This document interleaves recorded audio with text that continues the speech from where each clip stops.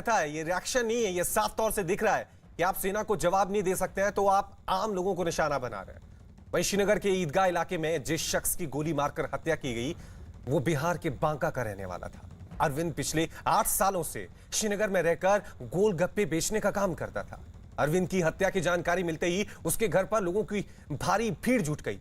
लोग परिवार को दिलासा देते हुए नजर आए। इस घटना के बाद मुख्यमंत्री राहत कोष से अरविंद के घर वालों को 2 लाख रुपए सहायता देने का ऐलान भी किया गया है। देख सकते हैं कि किस तरह से जैसे ही इस शख्स के घर पर इस घटना की जानकारी मिली तो वहां पर घर वालों में मातम पसर गया, गमगीन माहौल वहां पे हो गया, क्योंकि इनका बेटा, किसी का पिता, किसी का भाई श्रीनगर गया था रोजगार की तलाश में ताकि अपने घर की रोजी रोटी को चला सके, गुजारा वहां पर कर सके। लेकिन आतंकियों ने किस तरह से देखिए निर्मम तरीके से शख्स की हत्या कर दी। चौथा नंबर के गुलगप्पा बेचता था सर, वो गुपचुप जो नाम कहलाता था, वही कमा कर भेजता है। हम लोग खाते पीते हैं सर, और कुछ नहीं है। अच्छा, और क्या कहेंगे। तो मैंने यहाँ से अरविंद कितने दिनों पहले गए हैं? 3 महीना। अच्छा, यहाँ पे लॉकडाउन में आए थे क्या? लॉकडाउन में आया था, इस दिन रह गया 4-5 महीना के भरोसे सब हम सब जीते थे सर, उसी के भरोसे। अच्छा। ये था, वही था, उसके अलावा क्या बचा सर, वही के भरोसे सबने खाते पीते थे, कमाता पैसा था। उसी के बदौलत सारा घर चलता था। हाँ, 5 महीने पहले बड़ा भाई खत्म हो गया, उसी के दौलत पे अब सब कुछ चलता था घर, उसके अलावा कुछ नहीं है बचा। 5 भाई में से 2 भाई की तो लगा के मृत्यु हुई है, 3 भाई हैं। सभी लोग मजदूरी करते हैं, गरीब परिवार हैं। उनके परिवार का कंप्लीट डिटेल्स लिए अधिकारी को भेजने के लिए, तो सब डिटेल्स ले लिए। अच्छा, कितने भाई थे, बहन, माता पिता के सब विस्तृत जानकारी। वहीं पुलवामा में जिस शख्स की हत्या की गई है वो यूपी के सहारनपुर का रहने वाला था। सगीर अहमद के परिवार को जब इस बारे में खबर मिली तो परिवार वालों पर दुखों का पहाड़ टूट पड़ा। घर वालों का रो रो कर बुरा हाल है। हत्या की जानकारी मिलते ही नाते रिश्तेदारों का जुटना शुरू हो गया है। शगीर अहमद की पत्नी का अभी कुछ दिन पहले देहांत हो गया था। उनकी 4 बेटियों के साथ एक बेटा है। सगीर अहमद का परिवार अब सरकार से मदद की गुहार लगा रहा है।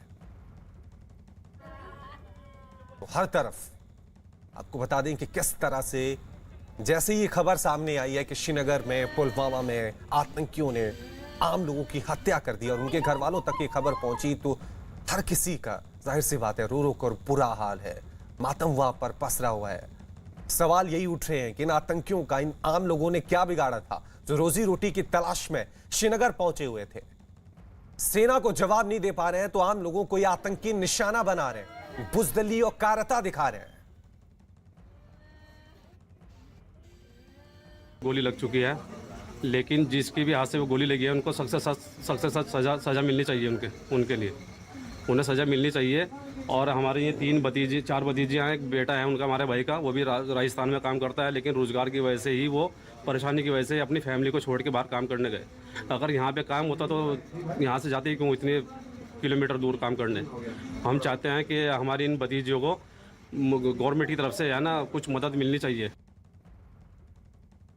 वहीं इस घटना पर राज्य के उपराज्यपाल मनोज सिन्हा ने ट्वीट कर दुख जताया है। उन्होंने अपने ट्वीट में लिखा है कि मैं आतंकवादियों द्वारा अरविंद कुमार और सगीर अहमद की निर्मम हत्या की कड़ी निंदा करता हूं। जिन परिवारों ने अपनों को खोया है उनके प्रति मेरी हार्दिक संवेदना है। इस दुख की कड़ी में केंद्र शासित प्रदेश शोक संतप्त परिवारों के साथ खड़ा है।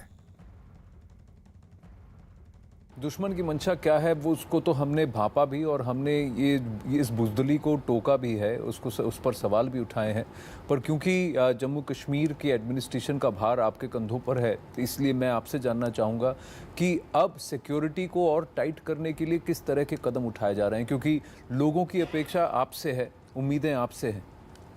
इंटेलिजेंस एजेंसीज के साथ मिल करके हमारी सिक्योरिटी फोर्सेस ने एक अच्छी रणनीति बनाई है और हमारी ओर से पूरी आज़ादी है सिक्योरिटी फोर्सेस को। जहां जरूरत पड़े जरूर प्रभावी कार्रवाई करिए। कुछ लोगों के ऐसे बयान जो यहां की सिक्योरिटी सिचुएशन को खराब करते हैं, मैं समझता हूं कि उन्हें भी आज सोचने की जरूरत है। और सिक्योरिटी फोर्सेस पूरी तरह से तैयार हैं। जो कुछ पिछले दिनों हुआ है मुझे लगता है कि आगे आने वाले दिनों में उससे भी ज्यादा जोरदार प्रहार होगा। वहीं आतंकियों की इस कायराना हरकत के बाद बीजेपी नेताओं ने पाकिस्तान पर जमकर हमला बोला है। एक जो बाहर से जो हमारा जो वेंडर था, एक रेडी वाला था, उसको मार दिया है, दूसरे को जख्मी किया है। और ऐसे ही पहले गोलगप्पे को वाले को मारा, एक सिख प्रिंसिपल को मारा, लेडी को। ये जो है, ये कायरता जो पाकिस्तान की है, ये पाकिस्तान को ले डूबेगी, इतना स्पष्ट है। इसी तरह से हमारे जो जवानों के ऊपर जो है, जो चोरी से आके छिपे करके जो वो गश्त कर रहे होते हैं, उन पर जो अटैक करते हैं, जिसमें हमारे जवान शहीद हुए हैं, ये बड़ी जो है भर्त्सना योग्य घटनाएं हैं। इसका बदला लिया जाएगा, इसमें स्पष्ट है। नॉन लोकल फेरी वाले, रेडी वाले गरीब लोग जो अपना रोजगार पालने के लिए कश्मीर में आए थे, उन्हें जिस तरह से उनकी निर्मम हत्या कर दी गई, यहाँ से पाकिस्तान का एजेंडा तो पता लगता है। पाकिस्तान जैसे देश को हम उड़ी और पुलवामा के बाद जो सर्जिकल स्ट्राइक्स में सबक सिखा चुके हैं, और इस बार जो हम सबक सिखाएंगे वो उनकी आने वाली पुश्तें तक याद रखेंगी। बहुत दुर्भाग्यपूर्ण घटना है और कश्मीर में आतंकवादियों को वो जान के बाहर, कश्मीर से बाहर के लोगों को और गरीबों के जघन्य अपराध करना, ये भय पैदा करने का ये कोशिश है। और भारत की सरकार निश्चित रूप से पुनः एक बार अभियान चला के ऐसे लोगों को जब तक मुंह नहीं कुचलेगा, इसके धाराशाही नहीं होंगे, तब तक यह दूसरी घटना है गरीबों के प्रति अत्याचार, ये तब तक रुकेगा नहीं। जम्मू कश्मीर की पूर्व मुख्यमंत्री महबूबा मुफ्ती ने घटना पर दुख जताया है। उन्होंने ट्वीट किया है, एक स्ट्रीट वेंडर पर हुए हमले की कड़ी निंदा करती हूं जिसकी दुखद मौत हो गई है। इस तरह की दुर्भाग्यपूर्ण घटनाएं रचनात्मक बातचीत शुरू करके जम्मू कश्मीर के लोगों तक पहुंचने की तत्काल आवश्यकता को जाहिर करती हैं। वहीं नेशनल कॉन्फ्रेंस के नेता उमर अब्दुल्ला ने हत्या पर दुख जताया है। उन्होंने अपने ट्वीट में लिखा है कि श्रीनगर में रेहड़ी लगाने वाले अरविंद कुमार के आतंकी हमले में हत्या की कड़ी निंदा करता हूं। ये आम नागरिकों को निशाना बनाने का एक और मामला है। अरविंद कुमार श्रीनगर कमाई और अफसर की तलाश में आए थे और यह अफसोस की बात है कि उनकी हत्या कर दी गई। वहीं अलगाववादी नेता सैयद अली शाह गिलानी के नाती अनीस उल इस्लाम को जम्मू कश्मीर में आतंकवाद का समर्थन करने के आरोप में सरकारी सेवा से बर्खास्त कर दिया गया है। इस बात की जानकारी जम्मू कश्मीर प्रशासन ने दी है। अनीस को संविधान के अनुच्छेद 311 के तहत विशेष प्रावधान का इस्तेमाल कर नौकरी से निकाला गया है। अनीस शेर कश्मीर इंटरनेशनल कन्वेंशन सेंटर में रिसर्च ऑफिसर था।